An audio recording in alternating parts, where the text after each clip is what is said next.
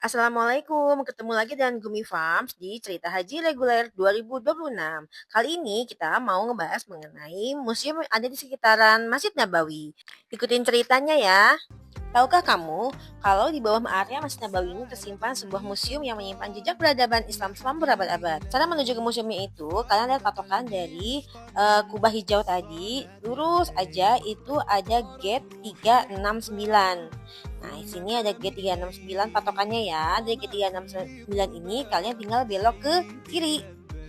Dari belok kiri ini akan terlihat tulisan Haram Eksepsional Manuskrip Showroom. Lalu turun dua kali lantai, lalu lurus. Namun sayangnya museum itu sedang tidak beroperasional, jadi saya tidak bisa masuk. Tapi yang perlu kalian ketahui bahwa museum itu menyaksikan koleksi manuskrip langka, mushaf Al-Quran kuno, dokumen sejarah, hingga kaligrafi Islami. Jadi kalau kalian berkesempatan berziarah ke Masjid Nabawi, sempatin ya untuk mengunjungi museum ini. Karena masih jam setengah 10 pagi, sambil menunggu waktu zuhur, aku dan suami memutuskan untuk melihat lagi mencari museum di sekitaran Masjid Nabawi. Di sini kita keluar dari gate 301. Setelah keluar dari gate 301 ini kita merasakan ambience dan view yang berbeda dibandingkan gate 328 kita sebelumnya. Di sini terlihat suasana yang lebih lowong dan lengang ya. Tidak terlalu banyak orang yang lalu lalang dan juga tidak terlalu banyak pertokoan yang ada di sini. Dengan cuaca yang cukup sejuk ya, saat itu kami memutuskan untuk berjalan melihat hotel-hotel di area sekitaran keluar gate 301. Dan memang di sini terlihat lebih sepi ya untuk wilayahnya. Baik, kita lanjutkan perjalanan menuju ke Museum Asafia. Melihat tanda seperti ini kita masih terus aja jalan. Dan beneran sih aku ngerasain view yang berbeda dengan tempat hotel di gate 328 yang aku tempat menginap.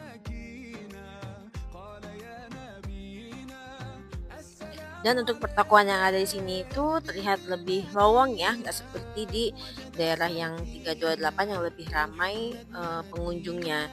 Ini tuh sekitar pukul jam 10.30 ya menuju ke jam 11, tapi masih terlihat lowong untuk jalanannya. Lanjutkan perjalanan, kita melihat ke Hotel Zamzam Pullman Madinah. Lalu kita nyebrang ke arah Hotel Zamzam dan terus aja ikutin jalan hingga ketemu Museum Asafiyahnya. Yuk kita lanjutkan perjalanannya, kita nyebrang masuk menuju ke Museum Asafiyah. Masuk ke Museum Asafiyah ini sebenarnya lebih murah kalau kamu datangnya perombongan dan sudah buat appointment terlebih dahulu, karena bisa lebih murah dan juga bahkan bisa free. Untuk menuju Museum Asafiyah itu kita melalui tangga berlayer seperti itu gitu, yang setiap layernya itu kita diarahkan bisa masuk ke tempat seperti mall ya, dan juga banyak resto-resto di sana. Karena aku hanya berdua, jadi dikenakan biaya perorangan yaitu 20 Rp20 per orang, sudah termasuk tiket masuk dan juga guide berbahasa Indonesia. Dan saat masuk itu benar-benar aku dan suami aja loh berdua yang di guide oleh guidernya gitu. Dan ini kita pertama kali masuk ke tempat yang bagus banget. Jadi atasnya itu kayak 3D ya, kita bisa menyaksikan sambil duduk dan dijelaskan di sana. Lanjut pindah dari satu tempat ke tempat lain dengan deskripsi penjelasan berbeda-beda, mulai dari kelahiran Nabi Muhammad SAW, hijrah hingga beliau wafat.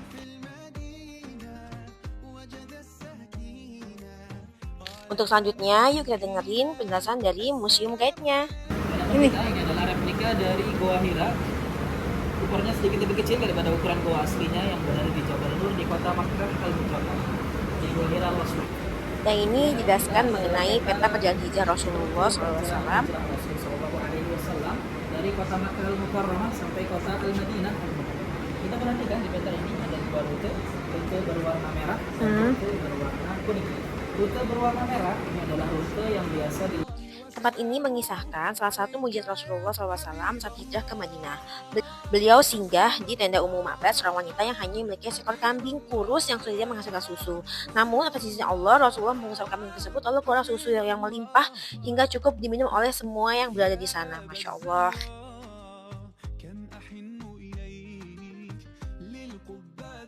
Dan ini adalah replika pelepah kurma yang biasa digunakan Rasulullah SAW untuk menulis.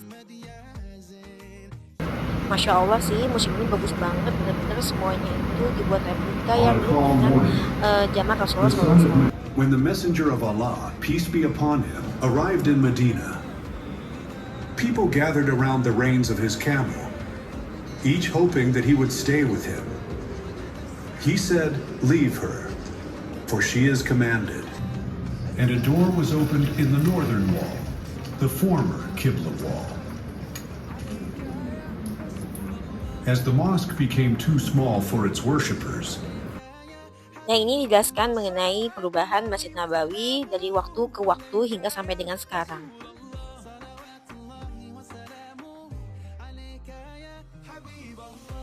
Dan ini adalah replika rumah Rasulullah dan juga mimbar tempat beliau biasa khutbah.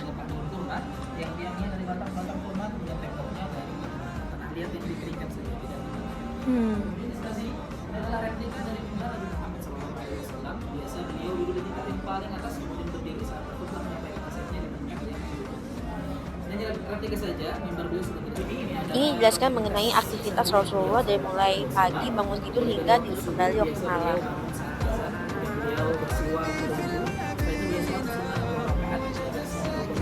Di sini yuk kita simak mengenai tata letak makam Rasulullah SAW.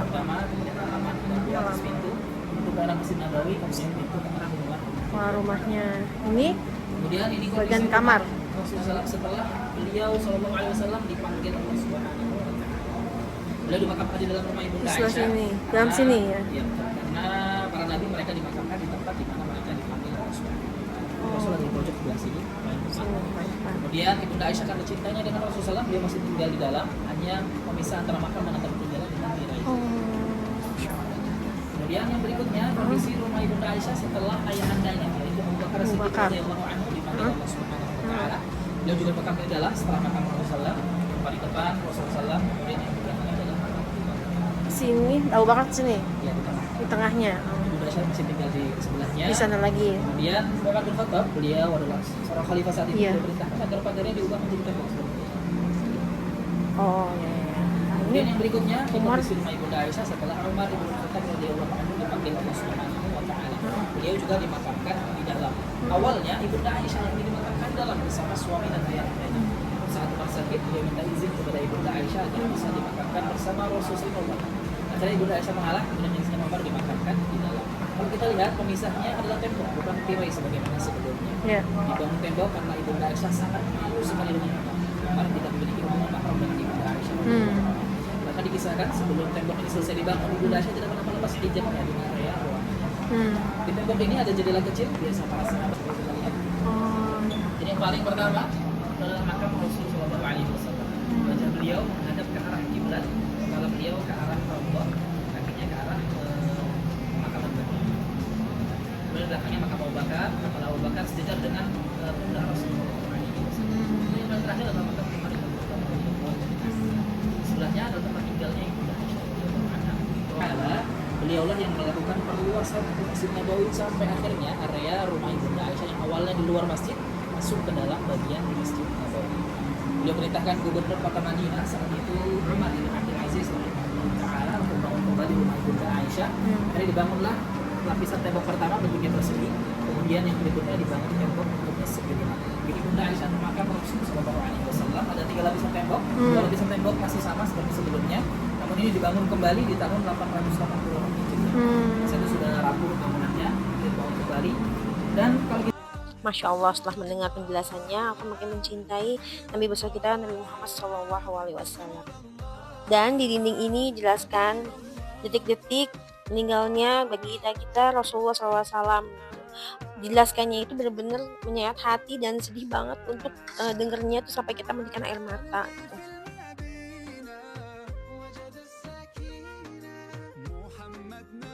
in the heart of Medina, beside the Prophet's mosque,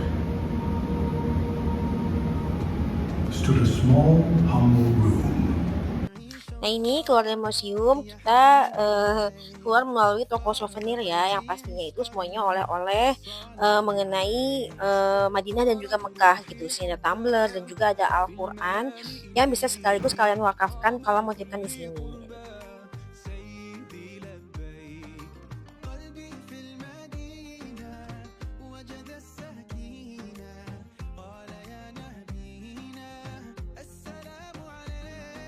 Baik, segitu aja cerita mengenai Museum Ashrafiyah.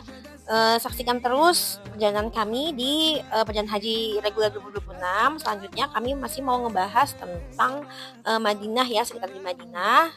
Jangan lewatkan perjalanan selanjutnya dan jangan lupa di subscribe ya. Thank you for watching. Terima kasih. Wassalamualaikum warahmatullahi wabarakatuh.